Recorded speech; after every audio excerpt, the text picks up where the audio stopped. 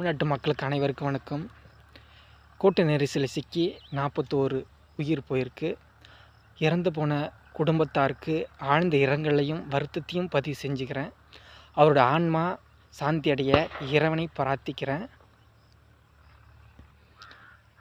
இதற்கு மேலேயும் எந்த ஒரு உசுரும் போகக்கூடாதுங்க. இதுக்கு ஒரு பொதுநல வழக்கு போட்டு சட்டம் கொண்டு வரணுங்க.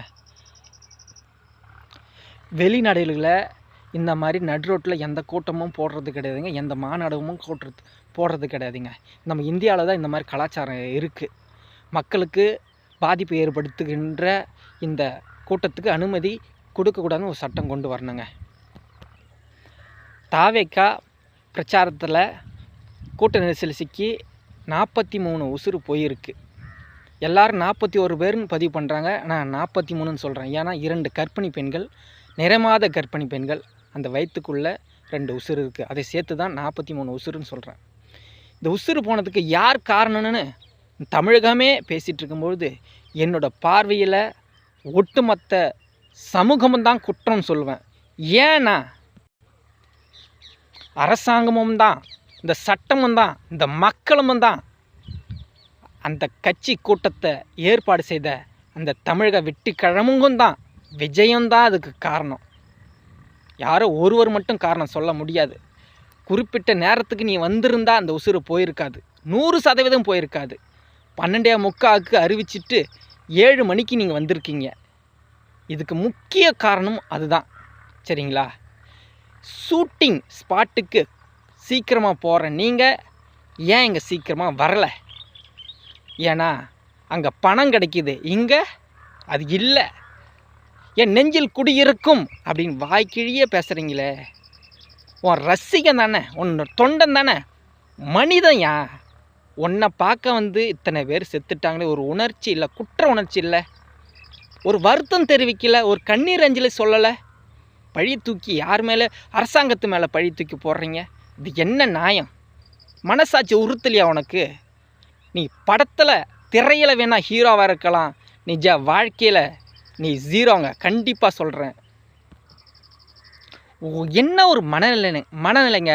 முதல் நாள் முதல் காட்சி உன்னை பார்க்க வந்த தொண்டன் ரசிகன் இறந்துருக்குறாங்க. மனசாட்சியே இல்லை. பஸ்ஸில் உட்காந்து லைட்டு போட்டு போட்டு நிறுத்துறீங்க. என்ன மனநிலைமையில் இருக்கிறீங்க? கையை வர இப்படி காட்டுறீங்க. என்ன அதுக்கு அர்த்தம்? உன்னுடைய பலத்தை நிரூபிக்க என்னோட தமிழக மக்கள் சாகணுமா? மக்களை, தமிழக மக்களை நீங்கள் தான் திருந்தணும். விஜய் யாருங்க? ஒன்னையும் என்னையும் மாதிரி சராசரி மனிதன் தாங்க. அவர் அதிசய மனிதனா? 2 தலை 4 கை 4 கால்னு இருக்குது. எல்லாரும் சராசரி மனிதன் மாதிரி தாங்க. இனியாவது திருந்துங்க மக்களே. வருத்தமாக இருக்குது. என் தமிழ் சமூகம் இப்படி ஒரு நடிகனை பார்க்க போய் இறந்துட்டாங்களே அப்படின்னு வெளிநாட்டில் கேவலமாக நினைக்க மாட்டான்?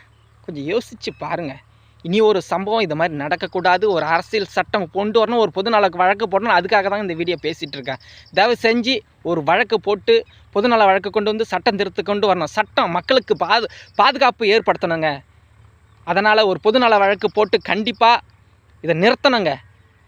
இன்றைக்கி டிஜிட்டல் உலகம் ஆகி போச்சுங்க. உன்னோட கருத்தை பதிவு பண்ணுறதுக்கு, மக்களுக்கு சேவை செய்கிறேன், எதை செய்கிறேன் அதை செய்கிறேன்னு சொல்கிறதுக்கு இன்றைக்கி எல்லாமே ஊடகம் வந்து போச்சு. எல்லார் வீட்டில் 2 ஃபோனு வந்து போச்சு.